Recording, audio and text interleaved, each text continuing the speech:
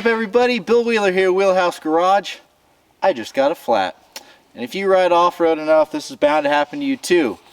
The key is when this does happen, you don't want to be that guy that doesn't have the right tools or the know-how to get it fixed. So, that's what we're going to cover in this video. How to change a flat on the trail. And what's even cooler is, I've got this amazing new product from Red Clouds Collective. This is called the Landseer Tool Roll. And we're going to be featuring that today. It's my first time using it. So far I'm super happy about how it mounted to the bike. So that's going to be exciting too. Alright, first thing we need to do is find something to set this bike on so we can get the rear wheel off. This ought to work.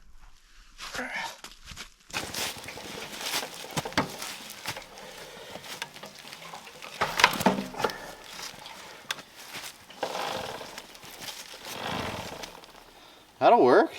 Carrying the right tools is so important. You don't want to carry too much stuff. You want to make sure you got the essentials, and if you can, you want tools to do multiple things. What I love about this tool roll, it's got two straps here made of really high quality leather. These guys are awesome. They're in Portland, Oregon. These are handmade. Everything they make is handmade in the USA. It's just really, really cool. I've got it mounted here to my good old-fashioned Webco handlebars, and it didn't move at all the whole time I was riding. So super stoked with that. Let's open it up and see what we got in here.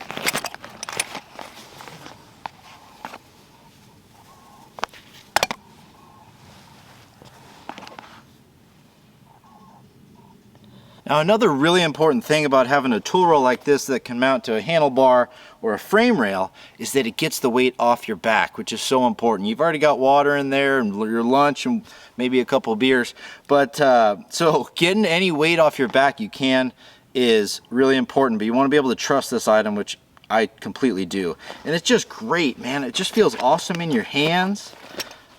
Tool roll you can be proud of. All right, rock and roll. Let's get this rear wheel off. So I've got a crescent wrench here. This is a 57 Triumph. This is an 1.1/8 nut, so pretty big.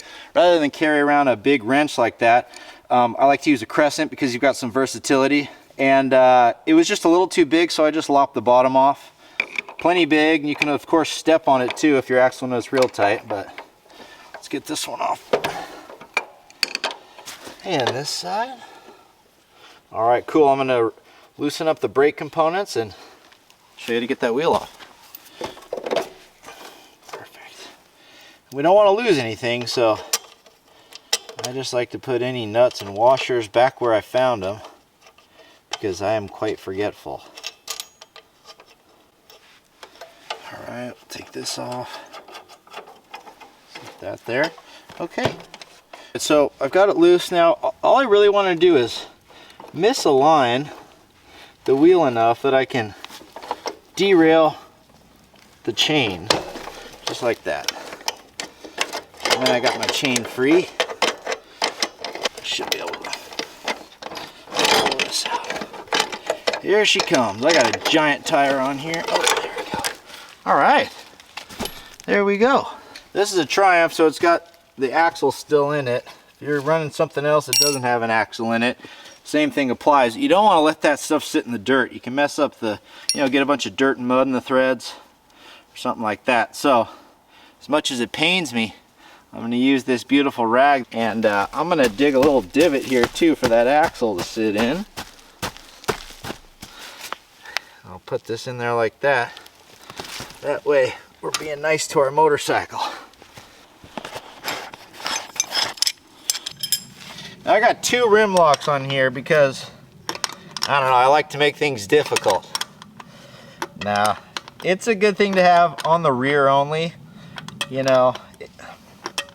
Is it completely necessary? Probably not. But, if you were stranded out in the desert, maybe you got two flats or something, you needed to make it home, this will make it a lot easier keeping that tire on the rim. So right now I'm going to loosen these up because we're going to need that wiggle room. Okay, so I've got the nuts on the rim lock loose. Now I just want to take this tire iron here and kind of stick it in the ground and pry it like that to unseat it from wherever it was resting. Same thing on this side. Stick that in. They can be tricky. And of course I left these nice and rusty, Gotta keep that patina There we go. Okay, that's good. Okay, this is nice and loose. Okay, now we want to break the bead. Might need to use your foot. That's okay, because we got that nice rag in there.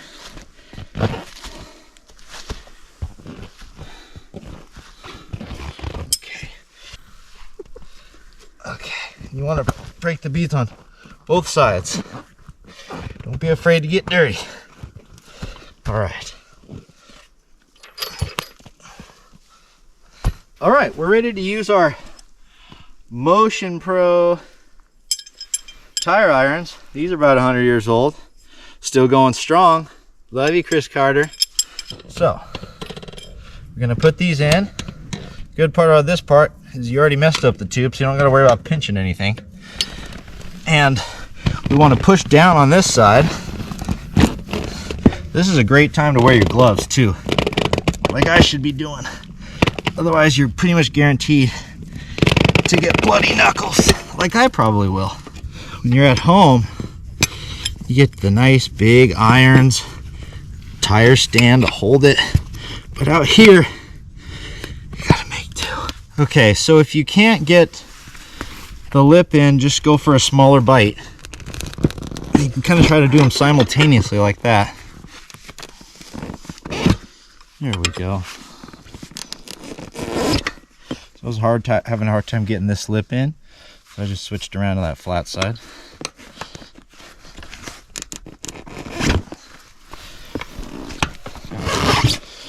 All right, now we're nice and easy coming around.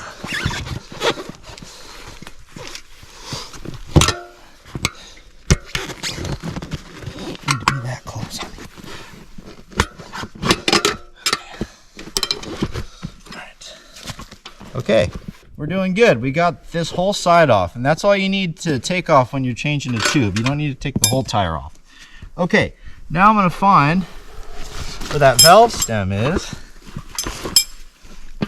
And I'm gonna open the tire up like this. It's great that we have our gloves on here. You just push it out with your finger, just like you saw right there. And out comes the old tube. The old flat, pain in the butt tube. All right. All right, now what do we do with the old tube? Just kidding. It's first secret time. So rather than carry two tubes, when you get into a situation like this, you only have to carry one.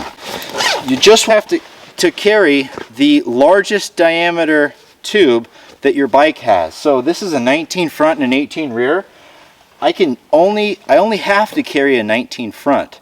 You can put that front in the rear.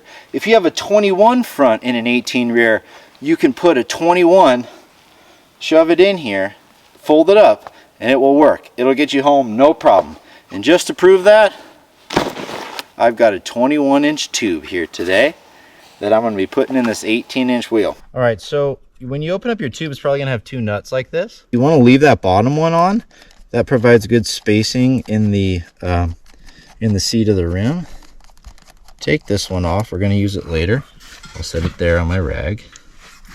Okay, now time for secret number 2. I'm going to run over here to my Red Clouds Collective Landseer tool roll, which I absolutely adore. I'm going to pull out this $10 tool from Bike Master, which I'll put a link to in the description. This helps you pull the valve stem through the hole in the rim, and it saves your knuckles. And it saves you time too. Okay, so what you do with this is you put it through this hole right here, and then you fish it out on the inside of the tire, which usually isn't too tricky, but you know, we're filming, so everything's tricky. There you go. Okay, so you pull it through like this, and then you use it to first remove the valve cord that's in there. Set that in a good spot, and then you thread it in there like that. Okay, now we're gonna put our 21-inch tube in this 18-inch wheel and rim, it's kind of nice because it's nice and skinny too.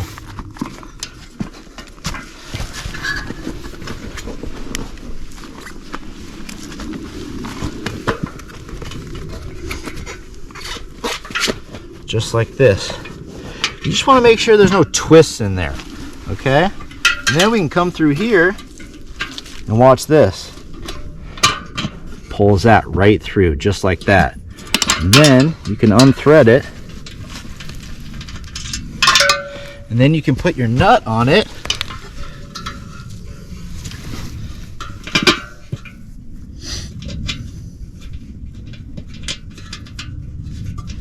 Just like that. And now you don't have to lose any sleep about losing that valve stem while you're preoccupied with putting the tire on. Put your valve core back in too with the same tool. Time to put the tire back on the rim. So we want to make sure our bead locks are pressed back, and then I like to start at one of them. Okay. Now we do want to be careful now about not pinching this tube. Push that rim lock out a little bit more. Got my knee pushing on this side. I just want to make sure that it sits in on the correct side of the bead lock, which is not doing right there. There it goes. You see that? See how it falls in there? That's what we want. And we can keep moving around. Your knees are a great tool to keep you moving around this rim. Just like that.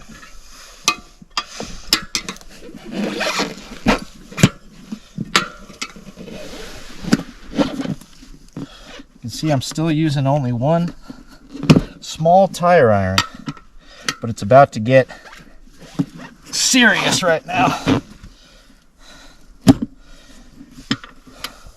And I might need to grab another one here. So, small bites here. I'm actually going to preload a couple. Hell, I've got 3. Might as well put 3 in. Okay. What I want to do here, I want to make sure this is down as far as it can be. And what I'm going to do is push that around like that. Like that. It probably just fell right into place there. Okay. Perfect. Look at that. Not too bad. Okay. Here's another fun part. We get to use some CO2 cartridges. This nifty little pouch here, we've got a couple of CO2 cans and then one of these things. I've had this for probably 15 years. It's called Microflate, but they sell a variety of these kind of things. I like the simple as possible. Okay, so you come over here. Now, the order of operations is important here. You thread this on first. Now what's going to happen is I'm going to thread this CO2 cartridge on, and as I thread it, it's going to pierce this and it's going to inflate the tire. So if anything crazy is going to happen, it's about to happen. Okay, so you screw it down, and then nothing's going to happen while you're tightening it. You have to back it off a little bit, and then you'll hear the air go in. Okay, there's one.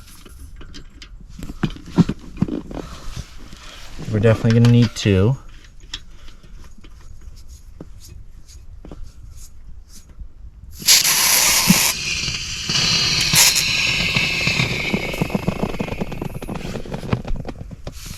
Okay.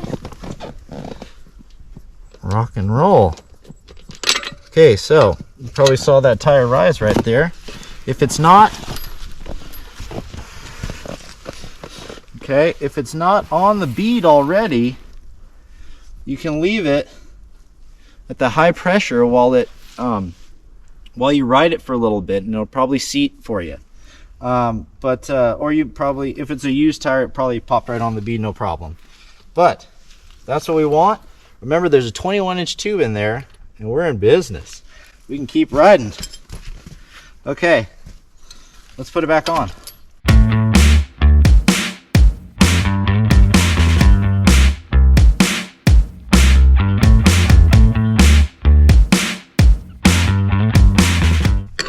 watching this thinking I could do that, because I'm sure you can. I highly recommend practicing in your garage at home, because you'll be forced to go through the whole process and you'll realize what tools you really need and what tools you really don't. Rock and roll. Let's ride.